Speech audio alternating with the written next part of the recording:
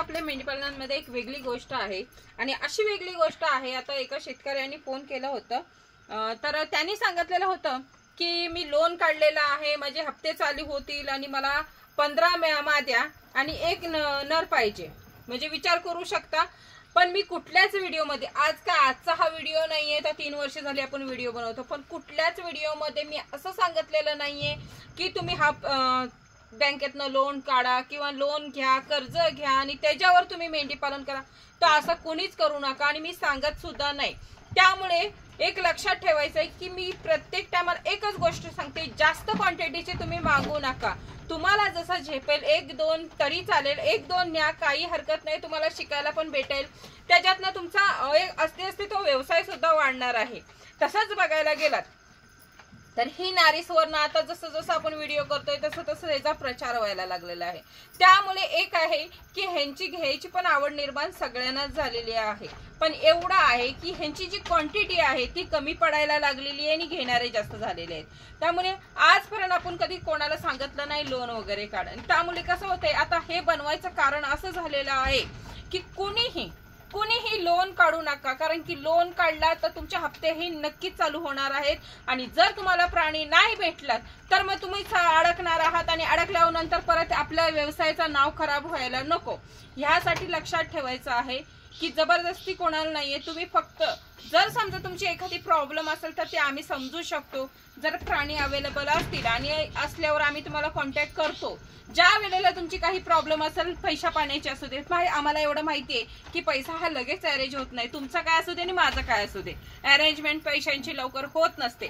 त्यामुळे 15 दिवस आपण वाट बघू, 20 दिवस वाट बघू की तुम्ही याल म्हणून पैसे वगैरे तुमचे होतील अरेंजमेंट, तर तुम्ही जरी सांगितलं की 15-20 दिवसात मी पैसे अरेंजमेंट करून येऊ शकतो तरी चालेल, तवसर आपण वेट करतो आणि त्याच्यानंतरही जर तुमचं झालं नाही तर आपण दुसऱ्या शेतकऱ्याने देतो।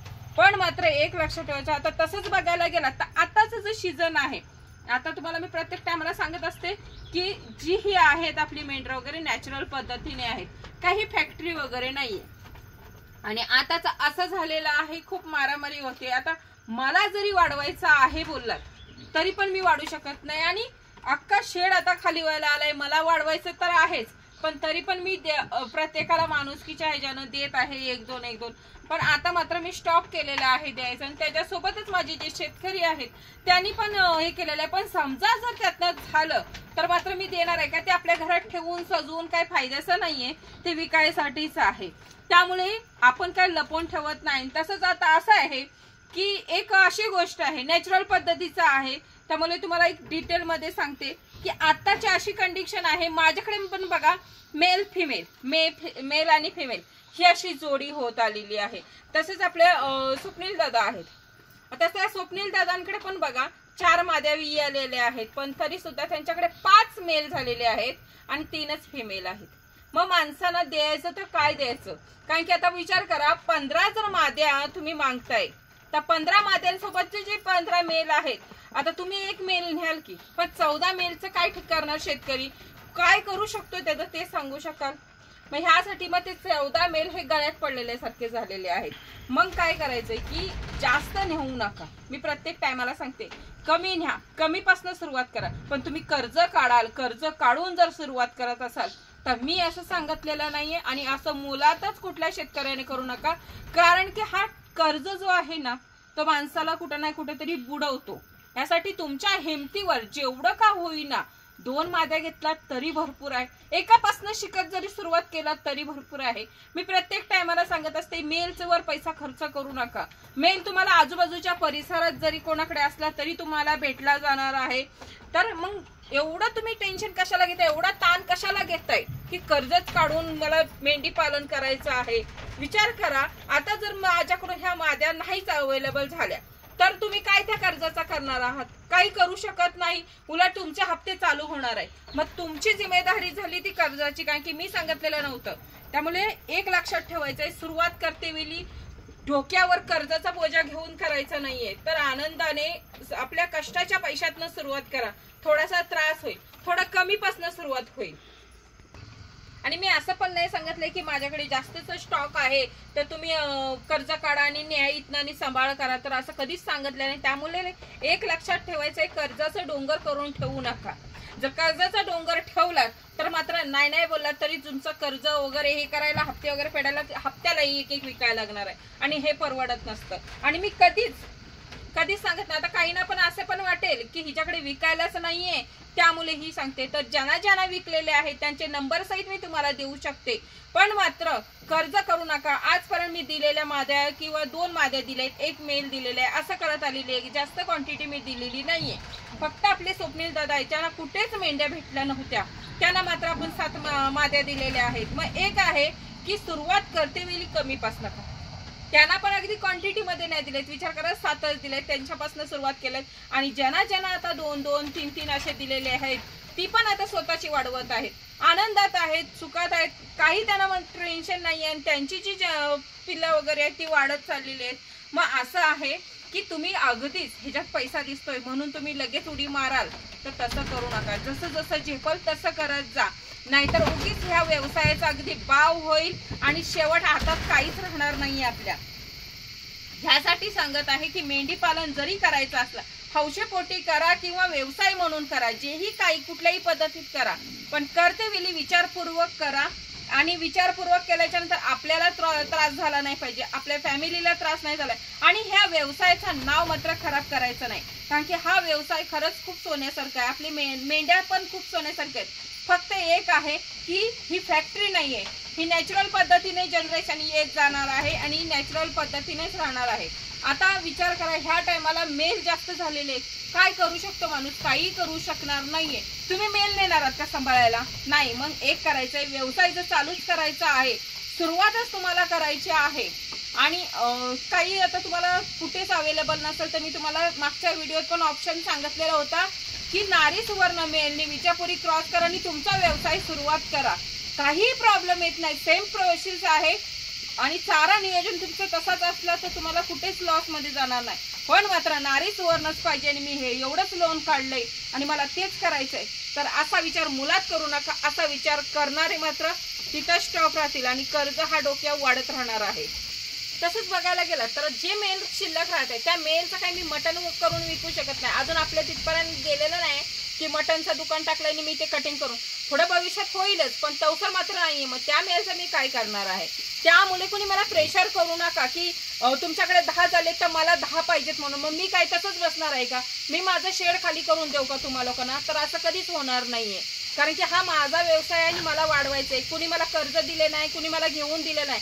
हा स्वतःच्या हिमतीवर उभा केलेला जेवढा जो शेड आहे, प्राणी आहेत ते स्वतःच्या हिमतीवर केलेले आहेत. किती संकटातनं कसं तोंड देऊन उभं राहिलेलं आहे, किती वेगवेगळे प्रयोग केले ते आम्हाला माहिती आहे. त्यामुळे कुणीही आमच्यावर प्रेशर टाकायचं नाहीये. आणि तसं बघायला गेलं तर नारी सुवर्ण 10,000 कोणीही देत नाही, पण मी देते का? तर पुढचा शेतकरी उभा राहावं, त्यांना माहीत पडावं आणि दुसऱ्या शेतकरी आणि उभा राहावं, ह्यासाठी आम्ही जी शेतकरी ग्रुप आहे ना आपला, त्यांचा हा विचार आहे.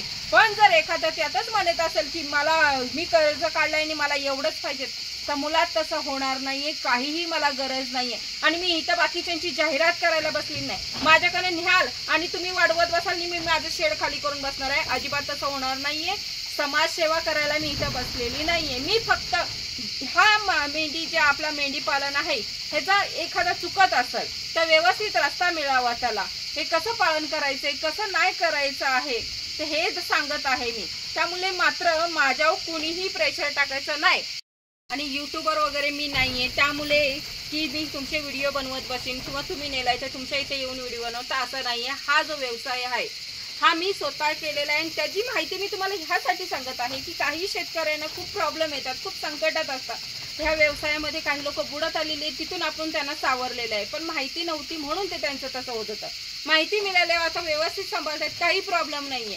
ह्यासाठी आपण हा चॅनल चालू केलेला होता की माहिती मिळावी. आणि समजा माझ्याकडे अवेलेबल झालं तर मी देणारच आहे, ठेवणार नाहीये ते. कारण की बघा मी तुम्हाला तसं सांगते की हे जसं जसं अवेलेबल होईल तसं तसं तुम्हाला पोस्ट केलं जाईल आणि तुम्हाला फोनही केला जाईल.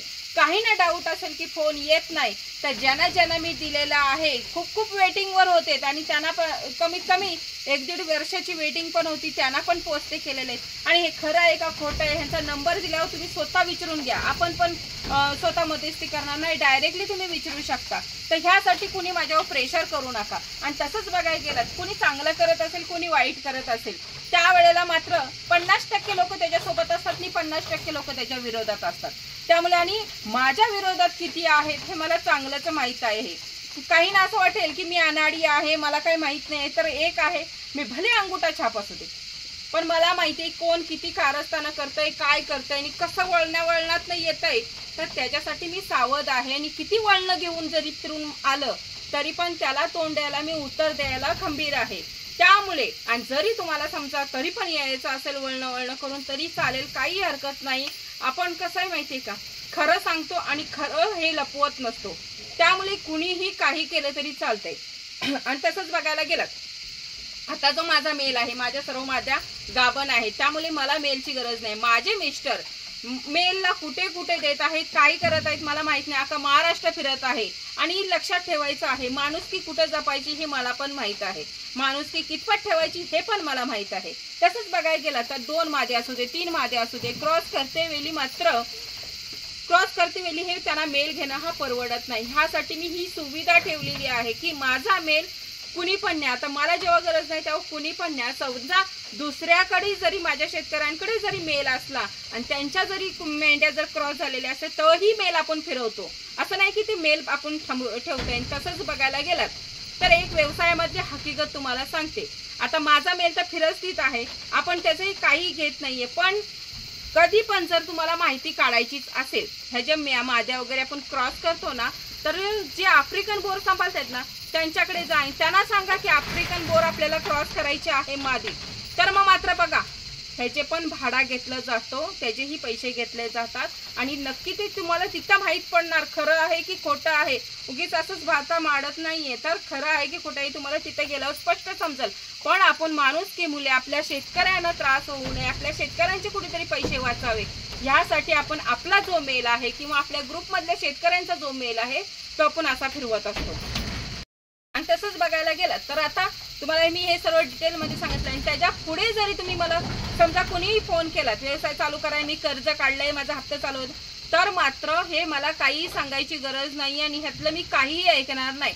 आणि असं जो सांगेल त्याला प्राणीही मिळणार नाही. कारण की जरी मी प्राणी दिले तर बदनामी व्हायची काही गरज नाही, तुमची पण नको आणि माझी पण नको. त्याच्यापेक्षा असं कोणी सांगू नका. आणि असं सांगणाऱ्यांना मी प्राणी देत नसते. लिहून ठेवा, एकही प्राणी मिळणार नाही असं सांगणाऱ्याला.